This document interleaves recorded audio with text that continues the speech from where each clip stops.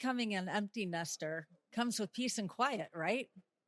Not for Dr. Ebonee Faith Shaw.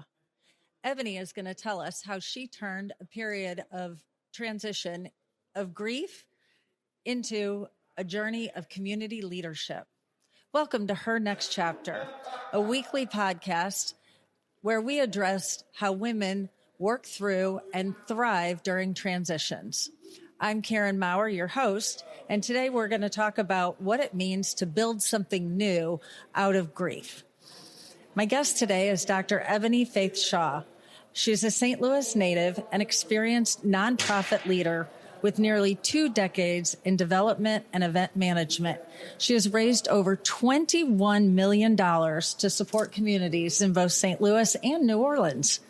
She currently serves in leadership roles in the Ferguson-Florissant School District and Tabernacle Community Development Corporation, where she advances equity-focused initiatives and neighborhood transformation.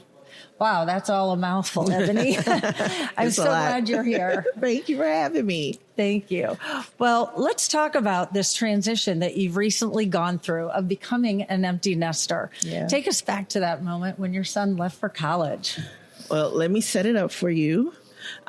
He left in May of 2022. He graduated high school. Okay. 6 months before that, in November, my dad passed away. May 3rd of that year, I was terminated from Maryville. Then he graduated May 22nd. It was like a roller coaster. Wow. In my life. And then he went away to school in August. So it was like a lot of things going on at the same time. Sure. And then they turned out to be some of the best things that ever happened. Honestly, everything was a blessing in disguise. So in that moment where everything kind of collided, what'd you do? What resources did you pull on? How did you, or were you stuck? When my dad passed away, I was stuck for a long time. But I think we all were because we are a super close nuclear family. Yeah. So as you can imagine, that was something different. But when I left Maryville, it was like a breathtaking. It was a chance to kind of relax and think about what I really wanted to do, and a chance to celebrate Tim. So if you've ever been a parent going through a senior year in high school, nobody prepares you for that. Right. It's Those a lot kids, of work. They need a lot of activities. stuff. They have a lot of activities. There are a lot of senior projects. There's graduation. There's so many rules. Then they're trying to apply for school. You're trying to figure out what financial aid looks like. You're trying to figure out where they're going to go. We're trying to follow the money because school is extremely expensive. That's right. Oh, it is. It's extremely expensive. So this kid is he's so amazing. He was a West Point candidate. Well, coming from a lifelong military family, I definitely am always excited when I hear about somebody, especially a young person joining the military. He's doing it. So now when you went through that transition and especially being terminated from Maryville, something that you didn't have any control over, do you feel like you had prepared at all for the fact that these things can happen? The fact that a parent can pass away, and get terminated and, oh my goodness, all in the same 6 months. Absolutely not. Mm-hmm. Absolutely not. I don't know how you prepare for those things. If it's something that you think about, could happen. But also I tend to live underneath my means. So for me, I was comfortable until I could figure out what I wanted to do next. And so there's the key, living beneath your means. Right. I mean, because when you do, it gives you that little extra bit of cushion. It does. So that if something happens or somebody needs you, if you needed to help your mom out or, your son has all these extra expenses with school, you've got some space to help out. So that makes that transition just a little bit easier. It makes it a little bit easier. Mm-hmm. With the Maryville thing, I had been in the process of looking anyway. And so as God would have it, I was offered a job the next day. Oh my gosh. Paying me way more. So it just kind of worked all in my favor. Worked itself out. Mm-hmm. Now, what about your peer group? Because certainly when you lose a parent, having, your family and other friends surround you, were they helpful? Oh my gosh. They were amazing. All of my friends really stepped in to to fill in the gap. They fed us. They showed up. They did everything at the services for us. Wonderful. My dad was a high school principal, so the services were at the school that he taught at. And the district kind of helped us out. He was just, he's a good guy. Good. Mm-hmm. Wow. That's important. And it reminds us that we need to show up for other people, because you see how impactful it was for you. Yeah. You know, just a little thing like cooking a meal or dropping off a card to say, Seriously. you know, I'm thinking of you really goes a long way, doesn't it? It goes a very long way. And it just shows you, if you're really good to people, that those people come back to you. If you put good out in the universe, I promise you, it comes back to you. Oh, I love that. And I love just, you know, kind of having that as a mantra and living that. Well, and you've always done so much for charities. I know you and I both met working at the St. Louis Crisis Nursery. It's my favorite job ever. Oh, that's great. And you were so good at it. But yeah, and then have just stayed connected. And I'm excited. I want you to share about your journey now. So once you have the empty nest, and was it depressing? Was it sad and lonely? Let me tell you, focused on the new job? We dropped him off in August, and I cried all the way home from Philly on the plane. I was like, I'm abandoning my child. I only have one, and he's 14 hours away. It's so far. But he really embraced being in Delaware. He didn't want to be there, but he worked his way through that. Yeah. Found friends. Thank you, God. So some friends that were similar to him. And so that kind of really helped me to think about what I needed to do next. So knowing he was happy and set right. gave you kind of the freedom to move forward. It did. I had just started at this new big girl job. It was my first big girl job. And it was a nationwide fundraising job, and they were really great. I still, go to all their podcasts and everything. But, a year into it, they had voluntary layoffs, and I was the first person to volunteer. And not because I didn't like it there, but I just realized working nationwide that it didn't give me the opportunity to do what I really wanted, and that was to serve the community that I live in. That's great insight, though. I mean, I think to take that step back and say, what is it that's not working here? And to be in the community where you know people and you're well connected already. Yes. And where can I serve best? So how did you figure out where you were going to serve in the community? It kind of came to me. So when I looked back at all the experiences that I had, I meant it when I said the Crisis Nursery is one of the best places that I had ever been. And I think it's because the people that we serve there, the families that come in, the kids, they look just like our neighbors. You don't know who needs help until they actually tell you that they need it. Right. And so when you're out raising money and asking for favors and using your relationships to do things, you really wanted to help the people that need you the most. Sure. So I ended up getting a position that I'm in now with the Ferguson-Florissant School District, which is, I live in the district. I live in Berkeley. I went to school there 4th grade to 10th grade, and both my parents retired from there. So it's like the place I grew up. Yeah. So it made the most sense. Right. It was where my neighbors are, the kids that are on the streets, not on the streets, but the kids that are running up and down the streets that live near me, and their parents and things like that. So it made the most sense to me. Okay. And then, so that's why you started working for the district. Right. Okay. And then how did you get into politics? So I was sitting at that big girl job, which was 100% remote, not seeing people. Oh, gosh. That's hard. Yeah. Not seeing people every day is really hard. Yes. And it was March, and I was looking at it was time for the election to come up, and I was looking at all the materials that were coming in the house, and I was like, if these people can run the city, surely I can. That's really what I thought. Love it. So one of my friends who I met at the Crisis Nursery, he was like, you should just run. And I'm like, run for me? I don't think so. He's like, you should at least try. So 18 days before the election, I went to St. Louis County and signed up to be a write-in candidate for mayor of the city of Berkeley. I ran an 18-day campaign, and I came in 2nd place. Oh, my goodness. Well, that tells you something right there. It does. I lost by just a few votes as a write-in candidate to the current mayor. Wow. And he transitioned in office. And so what I'm running for now is it's a special election to fill out his last 2 years of his term. Okay. So running again, and the election is just in April. April 7th. April. So just a Number few one weeks on the ballot. away. Right. You're right. And so we could be talking to the next mayor of Berkeley. You never know. And now, what is on your platform? What is important to you as mayor? Oh, my goodness. So always increasing public safety, because I think that's so important to make your neighbors want to stay and be around and to attract new people in.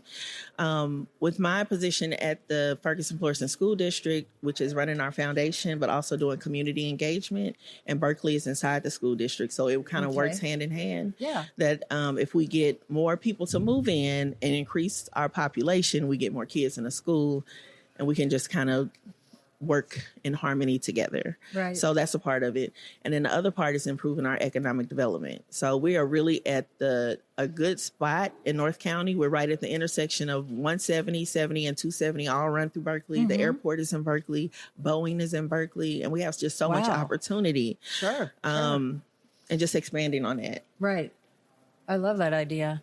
And I hear you have a great campaign manager. I do. She's the best. My mom, Judy Ferguson Shaw, she literally runs campaigns for fun. It's like she loves this stuff.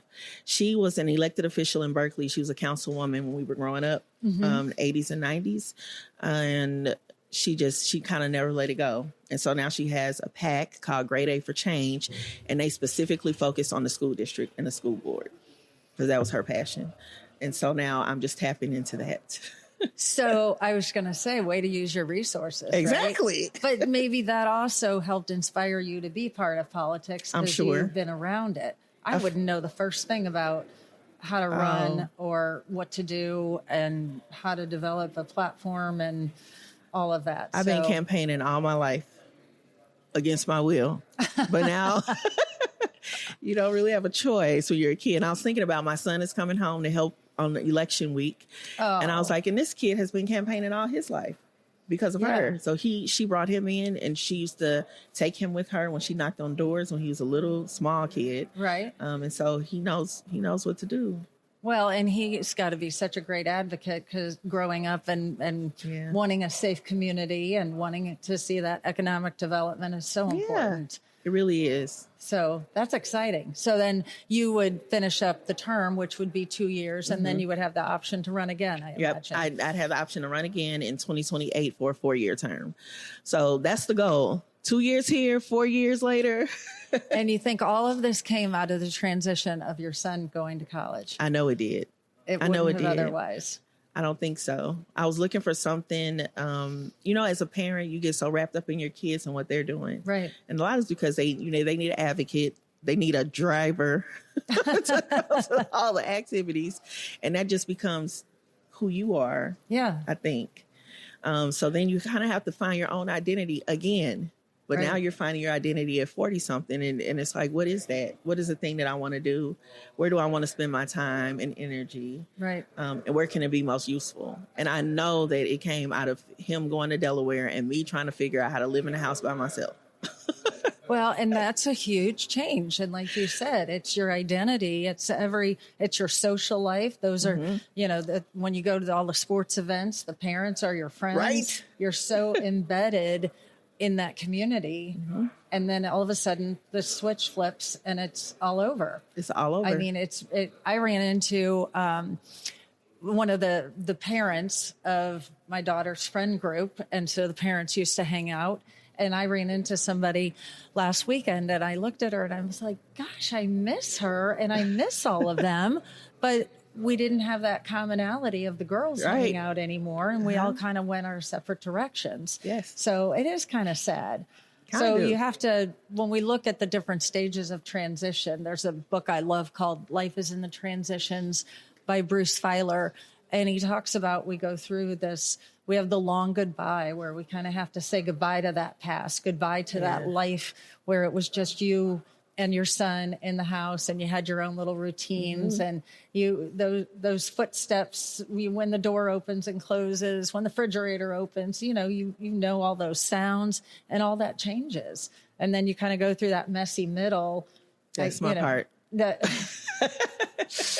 And then we have the new transformation, the new Ebonee.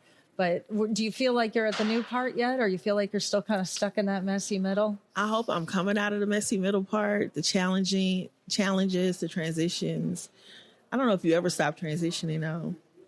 You just kind of recreate yourself over and over. Try to create a better version of who you are. But I'm hoping I'm coming into the what's the next part? The new part? Yeah, the new part. Yeah, the new trend, you know. Which is also exciting and terrifying. I've never been a mayor before. I've gone to enough meetings. Where do you get the strength to all of a sudden you can say, I'm going to be a mayor and I don't know what it looks like? Where's that courage come from? That confidence? Does it come from your mom? Does it come from maybe trial and error? Did your dad instill that in you? You have any idea? No. Maybe it comes from my mom. My mom, I used to say to her friends that she never taught us how to cook because she was a busy lady. She was very busy. Sure. But she never taught us how to cook, but she taught us how to read because she knew if she taught us how to read that we could go get a cookbook and figure it out ourselves. Interesting. So that makes a lot of sense. Well, and now today you can just, push a button in here. So even if you don't know how to read, you can, somebody will tell you how to do it. Such great tools. Well, I love your mom. Sounds like an incredible woman, She's awesome. Incredibly strong, and raised a very strong woman too. She did. And then do you instill all this in your son as well? I am. Sometimes I'm like, I don't know where this kid came from because he's so nice and so quiet. And he's not a bold guy, but he knows exactly who he is. He's a lot like my dad. So my dad really raised that boy to be just like him. Yeah. So he's a very quiet leader. He's leader of his unit. I don't know, battalion or something. I don't know. All the military words I'm learning. Right. It's a whole new language. He's doing things that I never thought he would do. Right. And that's exciting. And watching him go through his transition and how do you support that? So we talk a lot. We talk a lot on the phone. So communication really is a big thing. And you can't communicate with your college kids the way you want to, right? They might not answer the phone when you call. It's okay. A quick text, they're okay. As long as they text back at some point. Maybe you can set up days where, we really talk on Sundays is a big day for us. And then late at night, because we're both late night people when everybody else might not be up. Yeah. So he'll call for that. This kid is also a helicopter pilot. So his major is helicopter pilot aviation. And he finished everything in 3 years. So he's the first Black certified flight instructor, helicopter instructor in Delaware. Wow. That's crazy. That is fantastic. The kid I had to get a driver's license. That is so impressive. I've got a nephew flying helicopters in the military too. So It's very cool. I love it. So Ebonee, if you had a favorite book or favorite resource that you wanted to share with people, what would that be? There are two, actually. So there's St. Louis County's website. I think it's stlouiscounty.gov. On that website, you can find absolutely everything you need to do to be involved in your community, at least legally, on the St. Louis County side of it. If you're in St. Louis County. St. Louis City, I'm not so sure about. But in the county, you can find out where to vote, where your polling places are, anything new that's going on, are your financial things, pay your taxes. That's very important. And then also there's a book that I like. It's called The Little Black Book. And it's focused on Black women in leadership, but I almost think any woman could read it and gather nuggets from it. It's all about how to navigate in spaces. I love that. This is really all it is about. How to navigate in corporate spaces or in any organization I think you can apply it to. That sounds great. Well, Ebonee, it has been a pleasure catching up with you. I'm very excited about the journey of going from empty nest to politics and with, everything in between, right? Everything in between. So you have set a great example for all of us on Her Next Chapter, where we talk about women going through transition, but most importantly, thriving through transition. And if you enjoyed this episode, please feel free to subscribe and also share it with your friends and colleagues. This is Karen Maurer with Her Next Chapter, and we will see you next week.